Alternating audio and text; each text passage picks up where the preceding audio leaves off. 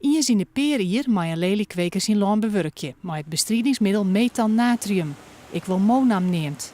Zo worden de wortels van lelies net onfretten.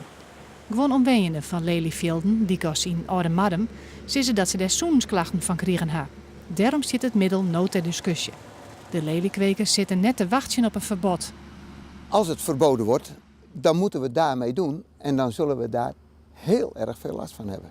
We krijgen leliebollen die niet goed zijn voor export, die waarschijnlijk ook misschien wel afgekeurd worden door de Nederlandse Voedsel- en Warenautoriteit. Want die keurt onze bollen naar het buitenland toe, dat ze niet meer geaccepteerd worden. Dus ja, dan hebben we toch een groot probleem.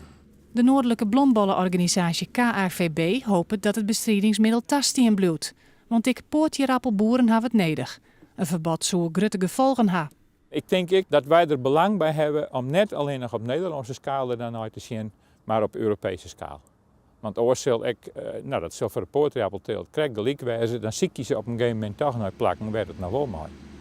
Je ken ik ladies telen in Frankrijk. En poortjappels worden natuurlijk in het noorden van Frankrijk de laatste jaren ook wel teelt.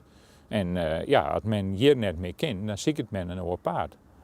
Maar dan ben we hier een soort werkgelegenheid kwijt. Ja, dat heeft direct zijn invloed. Ja.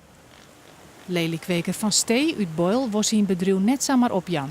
Nevens hem kan het bestrijdingsmiddel ik oorsbroekt worden. In Noord-Holland, maar daar zitten we toch met andere grond, daar sluiten ze de grond af na het ontsmetten met papierpulp. Dat is dus een manier. Ik weet wel, het is wel kostenverhogend, maar het is wel zo, het gebeurt daar wel. Dus wat dat betreft denk ik wel dat er mogelijkheden zijn. De Gezondheidsraad komt begin takem hier met een advies aan het regeer over het tappassen van Monam.